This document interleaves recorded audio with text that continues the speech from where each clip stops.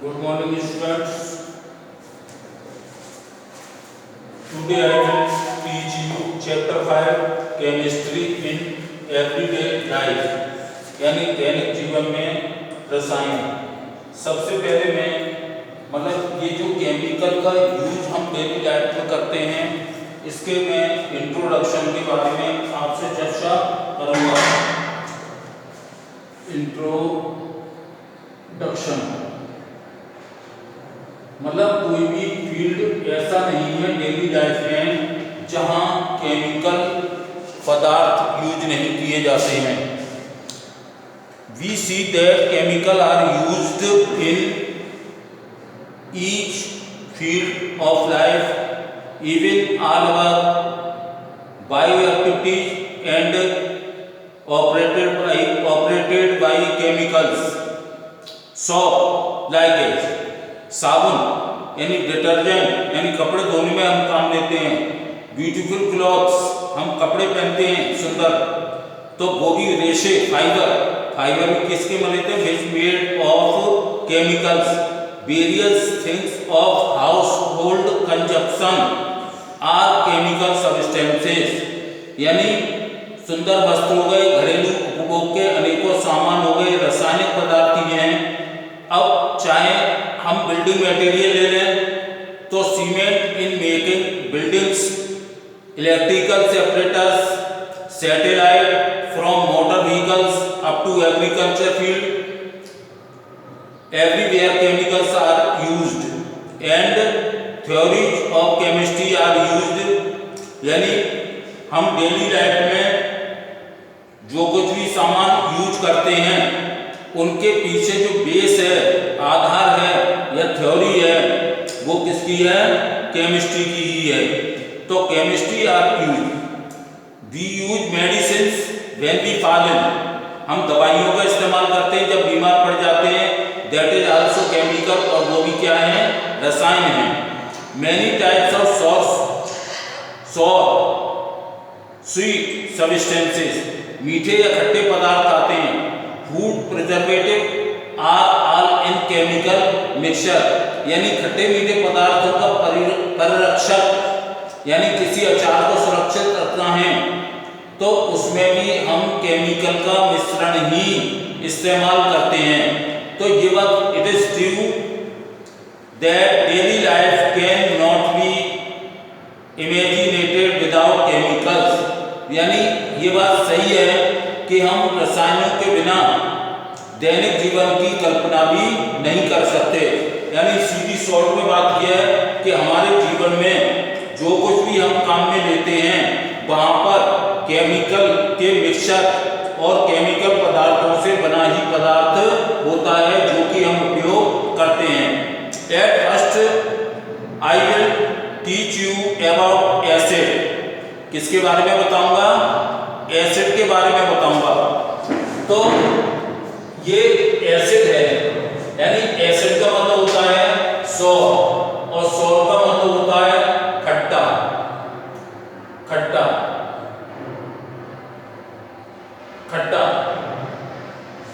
वैसे तो हम ये जो है which is made of the Latin word acidus, Latin भाषा के किस शब्द से बना है? एसिडस। और एसिडस का भी मतलब क्या होता है? सॉर, और सॉर मानी होता है खट्टा।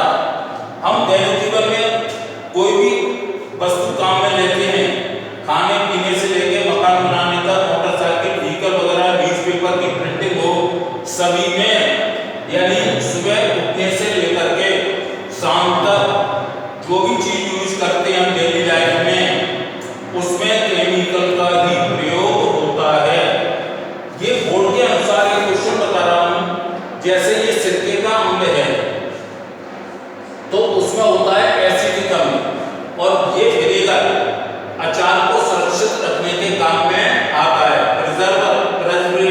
प्रिजर्वेटरी मटेरियल है, यानी कोई भी अचार बनाए उसमें एसिडिक अम्ल डाल दें तो वो सुरक्षित रहेगा, संरक्षित रहेगा। टेमरिन यानी इमली को अगर हम खाते हैं तो उसमें टार्टरिक एसिड होता है।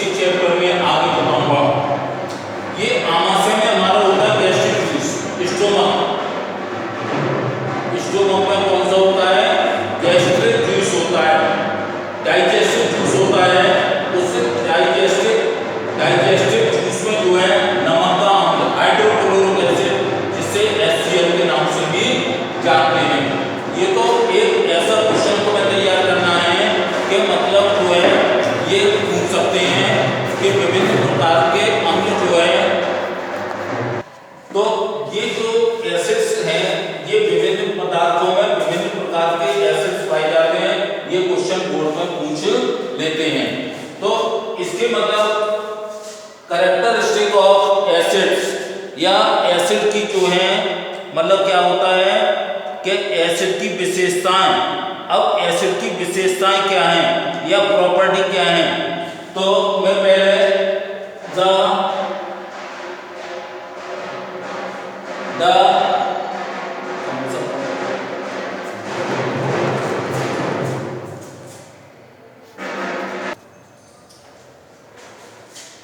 ये मैं कुछ पहले द प्रॉपर्टी ऑफ एसिड की बता रहा हूं। इट इज सॉफ्ट, यानी स्वाद में ये कैसा होता है, खट्टा। स्वाद में खट्टा, यानी जैसे फल होते हैं, इसका मतलब है मैंने लिखा हुआ है ज्यादातर फलों में, सभी फलों में लगभग खट्टापन होता है, वो इन प्रेजेंस ऑफ एसिड। मतलब किसके कारण होता है, फलों हाइड्रोजन ये खट्टापन आता है, वो अम्ल है उस फल में। एक दूसरी विशेषता ये है या दूसरी गुण ये है, प्रॉपर्टी माने अम्ल के गुण, अम्ल के गुण। तो पहले मैंने बताया था तुम्हें कि अम्ल जो है स्वाद में खट्टे होते हैं। It turns blue litmus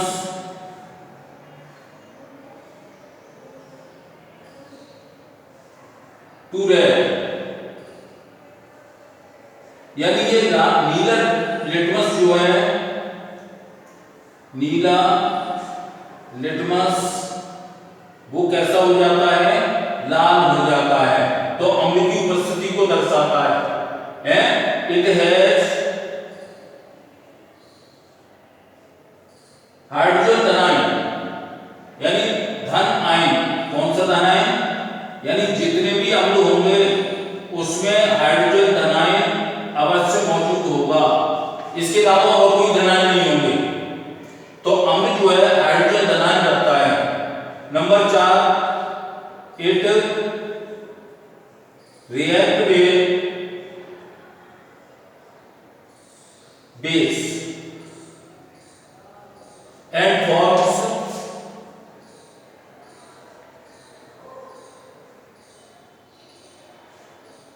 salt and water, salt and water। मतलब सभी अम्ल जो हैं वो क्षार से क्रिया करके, इससे रिएक्ट किससे करेंगे, बेस, यानी क्षार से क्रिया करेंगे। तो क्षार से क्रिया करके जो है लवण और जल, क्या क्या बनाते हैं, लवण और जल, लवण और जल का निर्माण करते हैं। ये रिएक्शन से भी समझ लो इसको। जैसे मतलब कोई अम्ल लिया हमने HCl यानी नमक का अम्ल, और एक बेस लिया NaOH, ये जब इससे रिएक्ट होगा तो इधर का धनमूलक इधर के ऋणमूलक से, यानी positive ion react with negative ions. तो ये NaCl और NaCl जो है वो क्या है, वो एक साल्ट है, और क्या बनेगा, H2O, यानी ये क्या बनेगा, जल बनेगा। तो ये इसके 4 गुण हो गए, और डिटेल में मैं आगे बताऊंगा इसमें। तो ये विशेषताएं, अम्ल की विशेषताएं ध्यान रखना। अम्ल जो है एसिडस लैटिन भाषा के शब्द से मिलकर के बना है, जो कि जिसका मतलब होता है खट्टा, अर्थात अम्लों में खट्टापन होता है। दूसरा आता है, अब इसके एग्जाम्पल लिख रहा हूं, सम एग्जाम्पल्स ऑफ एसिड, यानी एसिड के कुछ उदाहरण। अगर किन्हीं 2 अम्लों के नाम पूछे तुमसे तो तुम उसमें बता सकते हो। ये तो मालूम है तुम्हें कि सभी अम्लों में जो है वो हाइड्रोजन होता है। तो जैसे नंबर 1 हम ले लें HCl। HCl का मतलब है नमक का अम्ल, नमक का अम्ल। दूसरा है H2SO4, H2SO4, तो इसको कहते हैं गंधक का अम्ल, यानी सल्फ्यूरिक एसिड, सल्फ्यूरिक एसिड गंधक का अम्ल। तीसरा है HNO3, ये कहते हैं सोरे का अम्ल, सोरे का अम्ल। एक और आता है एसिटिक एसिड, सिरके का अम्ल जो ये लिखा हुआ है CH3COOH, ये क्या हो गया? सिरके का अम्ल। तो ये मैंने अम्लों के उदाहरण लिख दिए हैं। तो अगर दो अम्लों के नाम लिखवाने को आ जाए तो इनमें से, हालांकि वो देख लेना, ईक और सिरके का अम्ल। कितनी मिनट का हुई? हाँ, तो मैं एसिड के बारे में तुम्हें बता रहा था। तो ये एसिड के मैंने एग्जाम्पल लिखे हैं। इसमें अगर हम चाहें तो एक और दे सकते हैं, इट इज soluble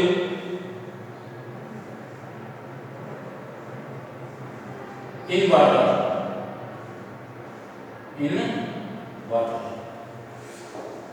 यानी किसमें? जल में मिले हैं, जल में मिले हैं। मैंने इसलिए भी लिखा था पहले कि दोनों प्रॉपर्टी कॉमन हो जाएंगी। ये एसिड भी और बेस, ये दोनों मतलब क्या है? दो प्रॉपर्टी इसमें कॉमन हो जाएंगी। तो ये जनरल प्रॉपर्टी, ये प्रॉपर्टी किसकी हो गई? एसिड की, यानी अम्ल के गुण। अब दूसरी बात आती है बेस की। इसके बिल्कुल उल्टे कर देना। बेस यानी कि क्षार की विशेषताएं या क्षार के गुण। तो it is bitter in taste, स्वाद में कैसा होता है? कड़वा होता है। ये it turns red litmus to blue, ये रेड को ब्लू में चेंज कर देता है, यानी लाल लिटमस पत्र को नीले लिटमस पत्र में चेंज कर देता है। वहां पर देखो, वहां ब्लू एसिड में ब्लू यानी नीला लिटमस जो है लाल में चेंज हो रहा था, या लाल लिटमस पेपर जो है वो ब्लू में चेंज हो गया। और दे शो सॉफ्ट लाइक बिहेवियर, किसकी तरह में बात करते हैं? साबुन की तरह, साबुन की तरह व्यवहार करते हैं, व्यवहार करते हैं, साबुन की तरह व्यवहार करते हैं। अब जब इनको छुआ जाता है, व्हेन टच्ड इट, तो जब इनको छूते हैं तो चिपचिपे होते हैं साबुन की तरह। तो इनके एग्जाम्पल दे सकते हैं, जैसे लाइक है, जैसे ये एसिड के एग्जाम्पल है। एसिड, इसमें देखो हाइड्रोजन धनायन है, हाइड्रोजन धनायन है, हाइड्रोजन धनायन है और हाइड्रोजन धनायन, यानी इसमें पॉजिटिव आयन होता है। किसमें? अम्ल में। उसी तरह क्षार में जो है, यानी बेस में हाइड्रोक्सिल ऋणायन होता है। तो इसके एग्जाम्पल हम दे सकते हैं NaOH, यानी सोडियम हाइड्रोक्साइड, जिसमें OH यानी हाइड्रोक्सिल आयन लगे हो पीछे, यानी नेगेटिव, पॉजिटिव नहीं, इसमें पॉजिटिव हाइड्रोजन आयन, इसमें नेगेटिव हाइड्रोक्सिल आयन। कौन से आयन? हाइड्रोक्सिल, हाइड्रोक्सिल आयन किसमें? क्षार में। तो NaOH है, कैल्शियम हाइड्रोक्साइड है, देखो इसमें भी OH आ रहा है, पोटेशियम हाइड्रोक्साइड है KOH, अमोनियम हाइड्रोक्साइड भी ले सकते हो NH4OH। तो इसमें मतलब ये एग्जाम्पल भी हो गए या क्षार के उदाहरण भी हो गए। अगर कहते किन्हीं दो क्षार का सूत्र लिखो, अब यहाँ पर it is soluble in water, ये भी जल में मिले हैं, तो ये प्रॉपर्टी क्या हो गई? कॉमन हो गई। दोनों में लिख के आ सकते हो। अगर एसिड की प्रॉपर्टी पूछे तो भी लिख सकते हो it is soluble in water, और इसमें भी लिख सकते हो it is soluble in water. It is the good conductor of, good conductor, ये भी लिख सकते हैं good conductor of electricity, good aqueous solution is good conductor of electricity,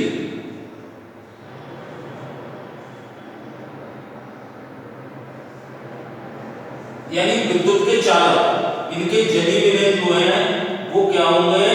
विद्युत के चालक।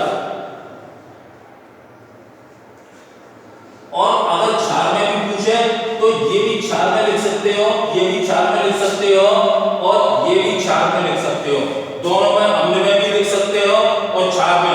तो क्षार की ये तीन प्रॉपर्टी हो गई, चौथी यही मान लेना, पांचवी यही मान लेना और छठी भी यही मान लेना।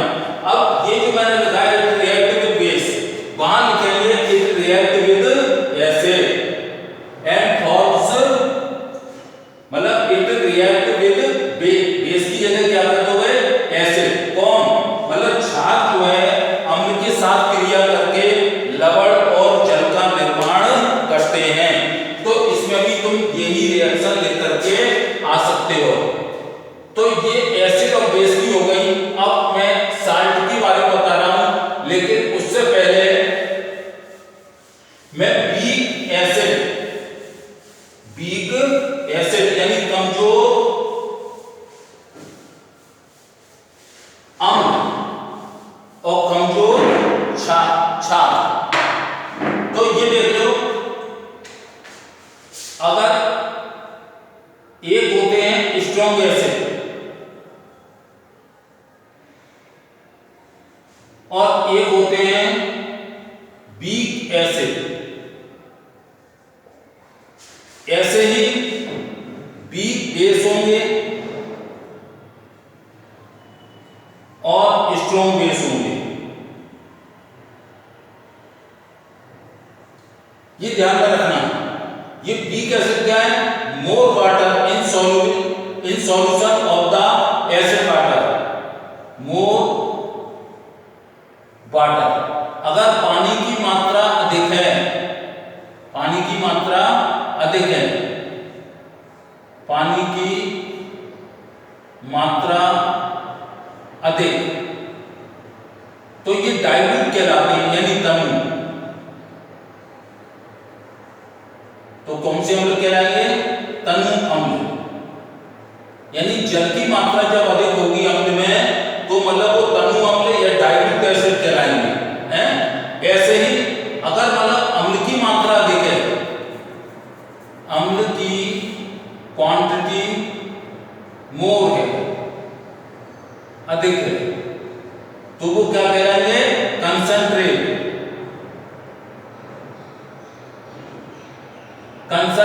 एसिड कहलाएंगे।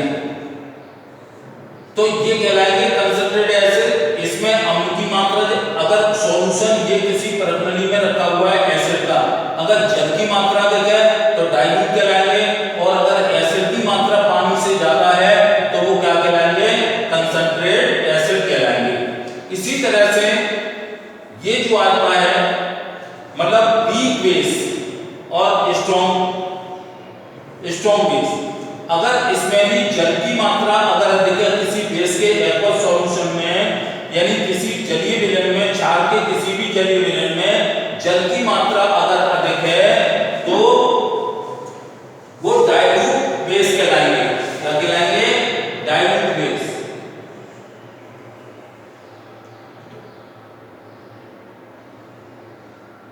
डाइल्यूट बेस, और वो अगर एसिड की मात्रा यानी हाइड्रोक्सिल आयन की मात्रा अगर अधिक है तो वो क्या कहलाएंगे, कंसंट्रेट कहलाएंगे।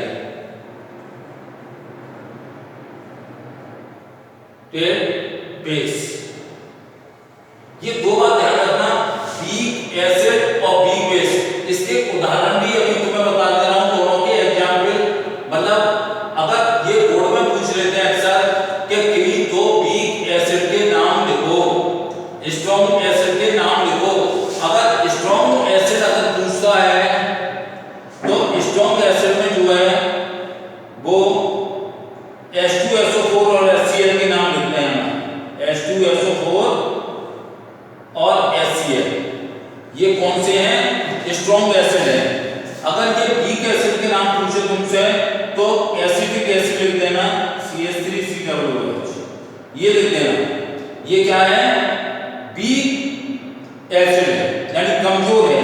इसी तरह से अगर तुमसे वीक बेस के नाम पूछे, स्ट्रॉन्ग बेस, तो स्ट्रॉन्ग बेस में देखो NaOH, ये क्या है, दूसरा अगर ले हम कैल्शियम हाइड्रोक्साइड, तो ये किसका एग्जांपल हो जाएगा, वीक बेस का हो जाएगा। तो इस तरह से क्वेश्चन पूछते हैं। मतलब छोटे छोटे क्वेश्चन ही तुम्हें तैयार करने हैं, लेकिन इनकी मात्रा ध्यान में रखना कि अगर जल की मात्रा अधिक है तो डाइल्यूट होगा, और एसिड की मात्रा अधिक है तो कंसंट्रेट कहलाएगा। अब मैं साल्ट की प्रॉपर्टी के बारे में बात कर रहा हूं। Property of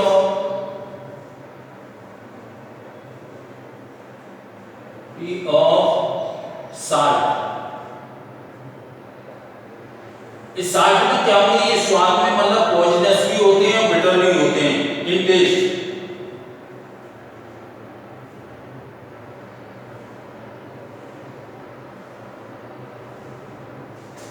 poisonous and bitter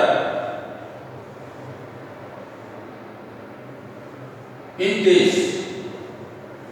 in taste स्वाद में कैसे होते हैं, जहरीले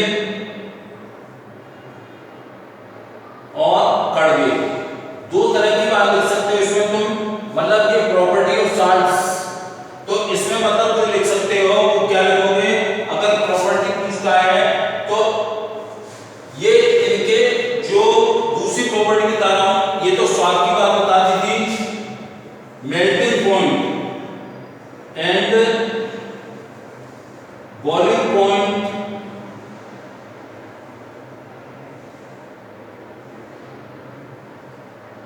इजाई।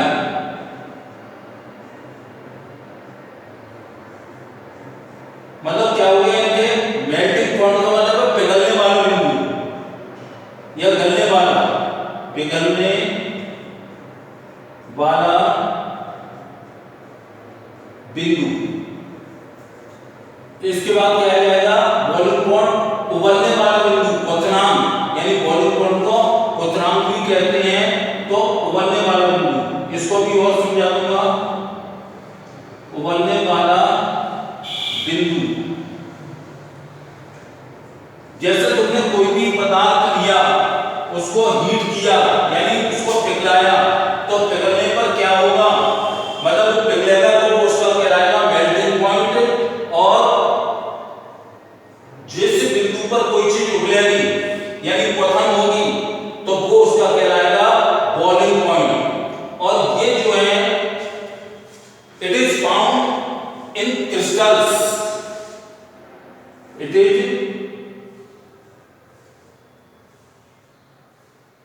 इज फाउंड इन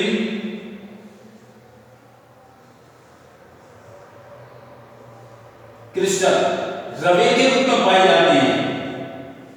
वैसे पाउडर भी होते हैं, लेकिन ये रवे यानी दाने के रूप में पाए जाते हैं, खुरदुरे होते हैं। तो ये इसकी हम प्रॉपर्टी लिख सकते हैं, इसकी साल्ट की।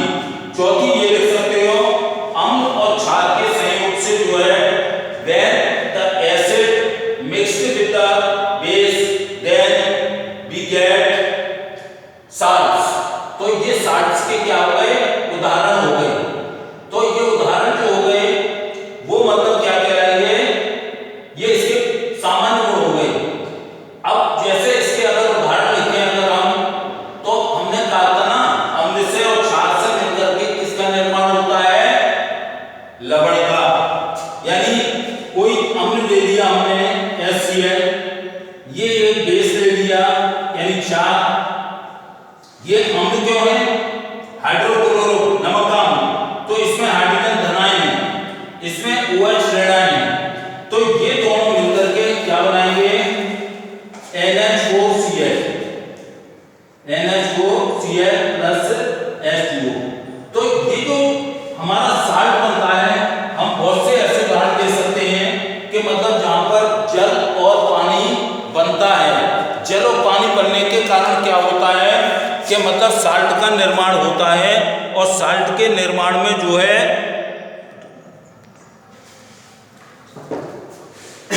ये साल्ट का निर्माण हो गया, तो साल्ट ये लवण है यानी साल्ट है, लवण।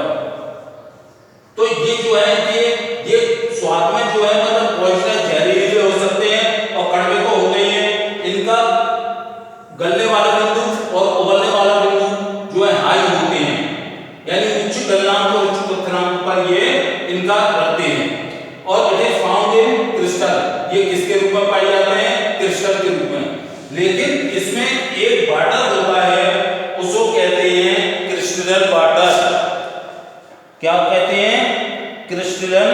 वाटर। तो उसके बारे में बता दूं, जैसे मैंने एक एग्जाम्पल देकर समझा रहा हूं।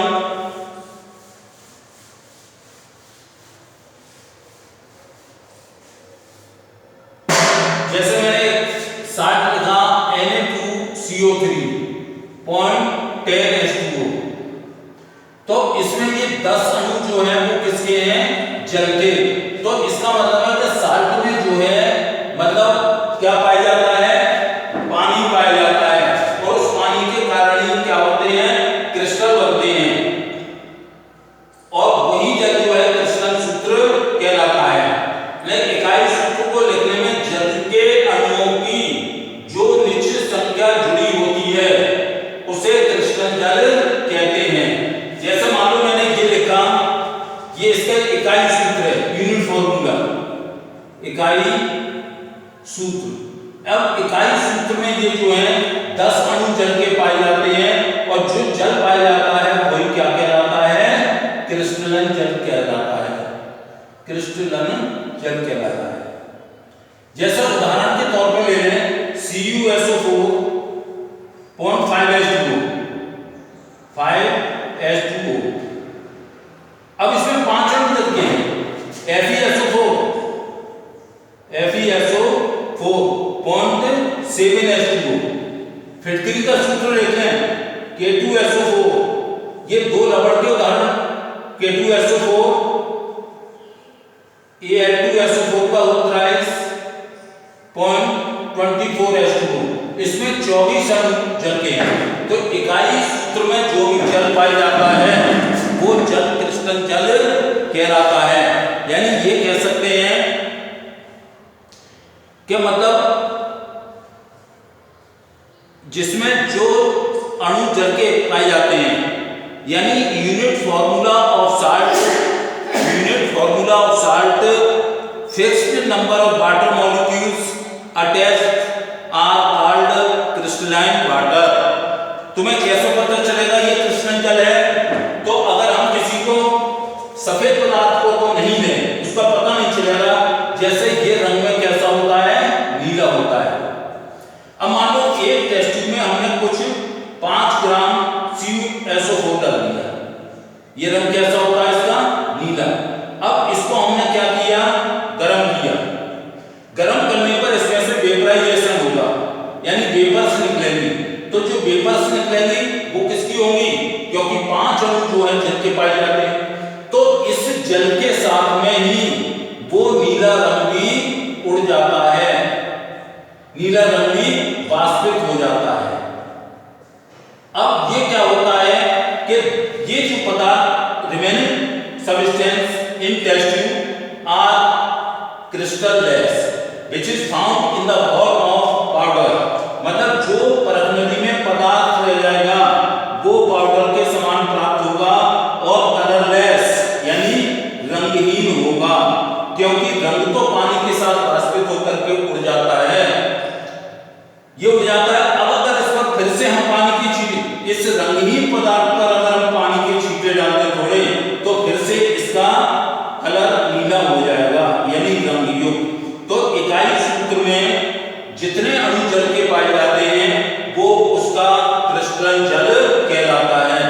अगर तुमसे पूछे क्रिस्टलन जल किसे कहते हैं, तो इकाई सूत्र में जल के अणुओं की संख्या को क्रिस्टलन जल कहते हैं, जो कि क्रिस्टलीय पदार्थों के नाम, क्रिस्टलीय पदार्थों में पाया जाता है। और अगर तुमसे कुछ उदाहरण पूछे जिनमें क्रिस्टलन जल पाया जाता है, तो ये कॉपर सल्फेट, ये फेरस सल्फेट, ये एलम यानी फिटकरी, इसमें संयुक्त यौगिक बनाता है, किसके? पोटेशियम सल्फेट और एल्युमिनियम सल्फेट के। इसके बाद में अम्ल के बारे में ही और बताऊंगा, और क्षार के बारे में और बताऊंगा। जो जनरल प्रॉपर्टी है उसके बारे में विशेष चर्चा होगी। तब तक के लिए धन्यवाद। इसको ये अम्ल के नाम देख लेना जरूर, जो फलों में पाए जाते हैं।